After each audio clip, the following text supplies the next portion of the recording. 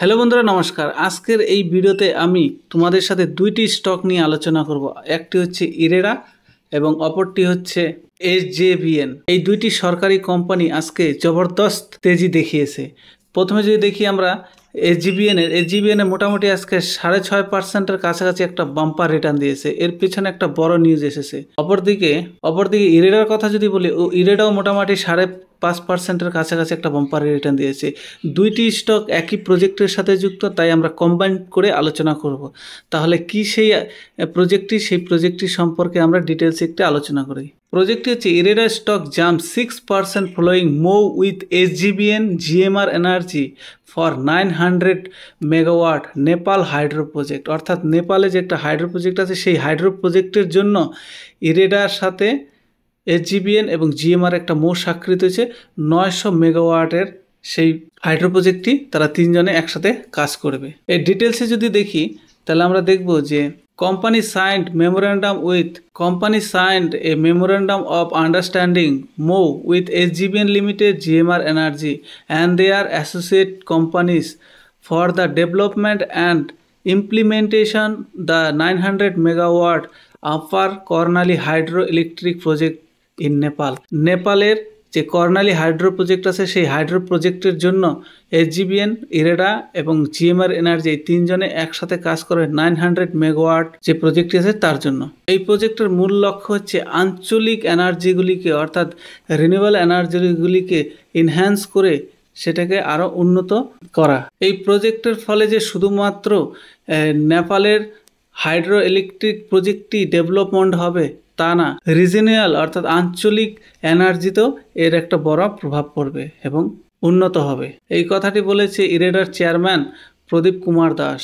তাহলে বুঝতেই পারছো যে কত বড় একটা প্রজেক্ট পেয়েছে এই দুটি কোম্পানি। এই কোম্পানিটির যে মোট ভ্যালু অর্থাৎ টাকার অঙ্কে যদি হিসাব করি তাহলে মোটামুটি 9,000 কোটি টাকার এই প্রজেক্টটি পেয়েছে এসজিভিএন এবং ইরেরা। এর ফলে এই দুটি কোম্পানিতে একটা বাম্পার তেজি দেখিয়েছে। কিন্তু কিছুদিন থেকে যদি আমরা ইরেরা কোম্পানিকে দেখি যে লাগাতার কোম্পানি নিচের দিকেই যাচ্ছিল। যদি এক মাসে দেখি কোম্পানিতে প্রায় 5%-এর নেগেটিভ রিটার্ন, 6 মাসে যদি দেখি 66% যদিও রিটার্ন, কিন্তু হাই লেভেল থেকে যদি দেখি অর্থাৎ এখান থেকে এইখানে পর্যন্ত দেখি তাহলে 18 থেকে 20% পর্যন্ত কোম্পানি একটা ডাউনফল দেখেছিল। তাই এই খবর আসার পরে কোম্পানিতে হয়তো এই লেভেলটাকে অর্থাৎ 300 টাকার যে লেভেলটি ছিল সেই লেভেলটাকে কোম্পানি ওভারটেক করবে। যদি কোম্পানির এক বছরের রিটার্ন দেখি তাহলে কোম্পানিতে 291%-এর একটা বাম্পার রিটার্ন দিয়েছে। আর এই যেহেতু এই কোম্পানিতে এইখানে একটু কনসলিডেট এর মধ্যে আটকে ছিল, একটু ডাউনফলের দিকে যাচ্ছিল, এই খবরটি আসার পরে কোম্পানিতে এখন আবার সেই আগের রপ্তারে কোম্পানি গতি নিতে পারে। কোম্পানি যদি ফাইন্যান্সিয়াল রেজাল্টের একটু তাকায় তাহলে দেখব ইয়ার অন ইয়ার কোম্পানিতে 7.2%-এর একটা বাম্পার রেভিনিউতে জাম্প ছিল। আর নেট ইনকামে কোম্পানি 30%-এর নেট ইনকাম করেছিল কোম্পানি, অর্থাৎ 383 কোটি টাকার একটা বাম্পার রিটার্ন দিয়েছে নেট ইনকামে। তাই রেজাল্ট এবং বিজনেস মডেল ইরেরার জন্য খুবই ভালো এবং ভবিষ্যতে এই কোম্পানিটি একটা ভালো শেয়ার প্রাইস দেখা দিতে পারে। কিছুদিন আগে ইরেরা কোম্পানি এফপিওর মাধ্যমে 4,500 কোটি টাকার একটা ফান্ড রাইজ করেছিল। এর ফলে কোম্পানিতে একটা শর্ট টার্মের জন্য একটা পজিটিভ সেন্টিমেন্ট দেখা দিচ্ছে। আর এই প্রজেক্ট আসার পরে কোম্পানিতে আরও তেজি দেখানোর একটা সম্ভাবনা রয়ে গেছে।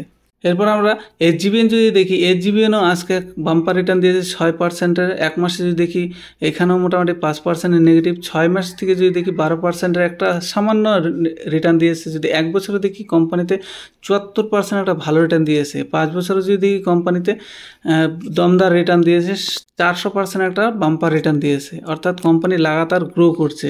যদিও কিছুদিন থেকে অর্থাৎ 1-1.5 মাস থেকে কোম্পানি একটু নিচের দিকে যাচ্ছে, কিন্তু এই প্রজেক্টটি আসার পরে কোম্পানিতে একটা ভালো সেন্টিমেন্ট থাকবে এবং কোম্পানি উপরের দিকে যাওয়ার সম্ভাবনা রয়েছে। এই কোম্পানির যদি ফাইন্যান্সিয়াল দেখি জুন কোয়ার্টারে ইয়ার অন কোম্পানিতে রেভিনিউতে 28%-এর জাম্প করেছে, নেট ইনকামে 31% জাম্প করেছে। অর্থাৎ ইয়ার অন ইয়ার কোম্পানিতে একটা ভালো গ্রোথ রয়েছে। কোম্পানির যদি শেয়ার হোল্ডিং প্যাটার্নে আমরা দিকে তাকাই তাহলে দেখব কোম্পানির শেয়ার হোল্ডিং প্যাটার্নে প্রোমোটার 81%, অর্থাৎ সরকার 81% নিয়ে বসে আছে।